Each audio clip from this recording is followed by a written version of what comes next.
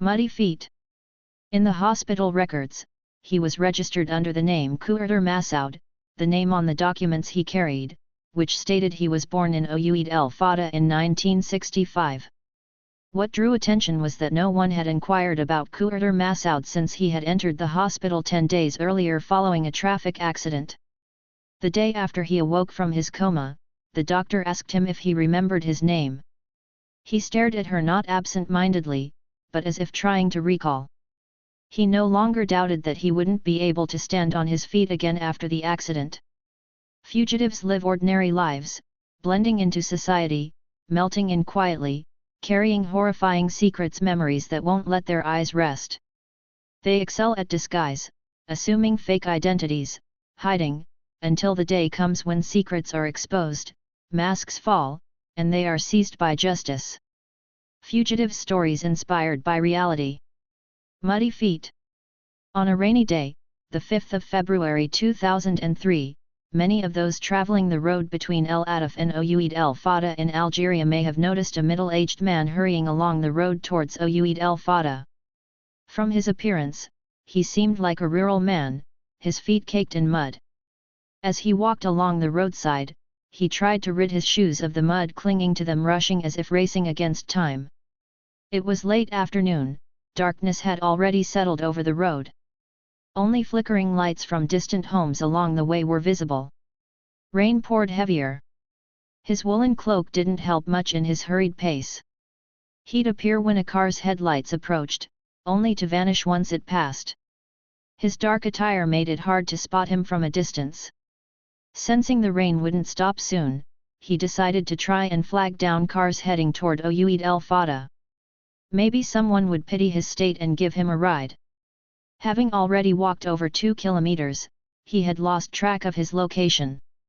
He kept glancing back, trying to stay off the main road, avoiding speeding vehicles.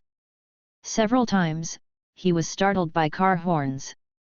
At one point, he heard the screech of tires, a driver braking suddenly to avoid him. After that, the man saw nothing more. Everything turned to pitch darkness. His name was Kouider Massoud, a farmer working on the outskirts of Clef with a home in Oued El Fodda he rarely visited. He didn't realize at the moment when darkness engulfed him that a car had hit him. He slipped into a coma, waking only 10 days later.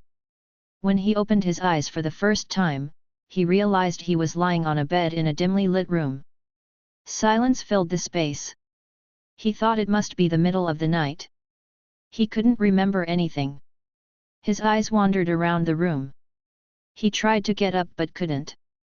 He tried again and again, but it became clear he wouldn't be able to stand. He gave up and fell back asleep. When he awoke again, he saw a woman dressed in white enter the room. She smiled gently, reassuring him as she approached. "Thank God you're okay," she said. He stared at her, then asked, "Where am I?" "Don't worry," she replied. "You're safe. You're in a hospital." He tried to rise again but failed.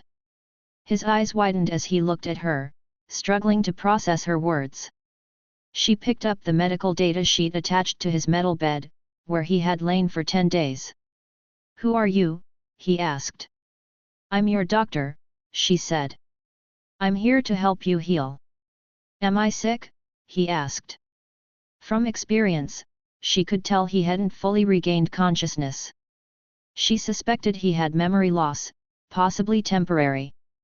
In the hospital records, his name was Kouider Massoud, born in Oued El Fodda in 1965.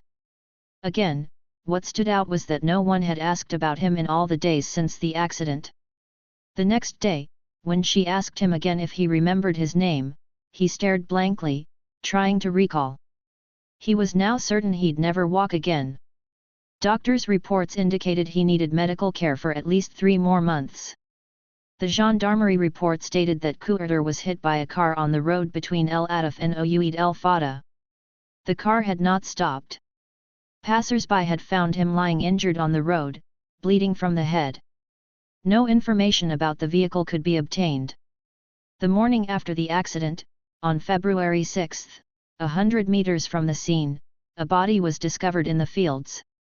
No ID was found, and investigations led nowhere. A month passed before anyone came to the Clef morgue to claim the body. 2 young men identified it as their uncle, who had traveled to El Ataf to resolve a land dispute. He had been scheduled to meet a man he knew. The men were referred to the gendarmerie for a formal statement.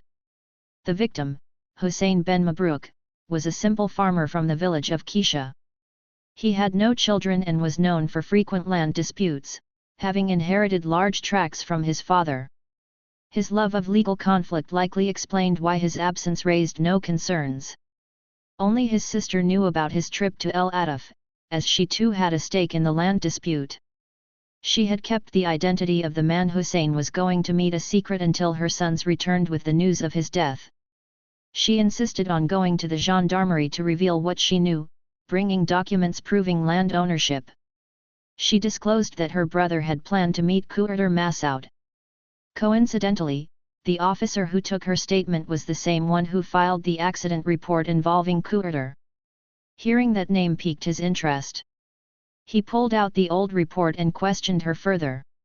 She explained that the dispute stemmed from Kouider's claim that his father had bought part of the land from hers, though he had no official documents, just word of mouth from supposed witnesses.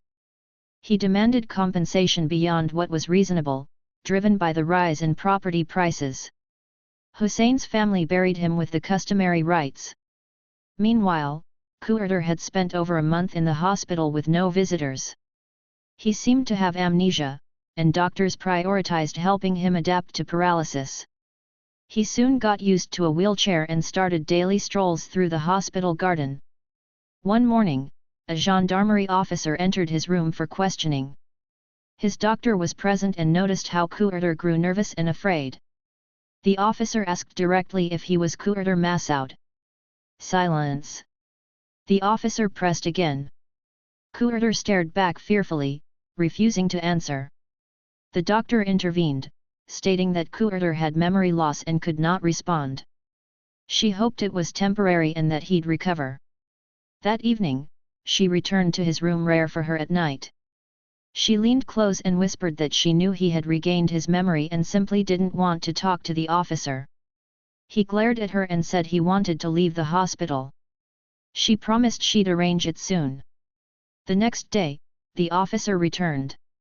As Kouider settled in his wheelchair, the officer helped him, then suddenly asked, "Why did you kill Hussein Ben Mabrouk?"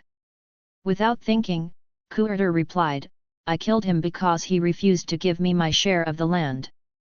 There was no turning back. The amnesia story collapsed. He confessed everything. Despite his condition, nothing prevented his arrest or the legal procedures that followed. He was now officially treated as a criminal.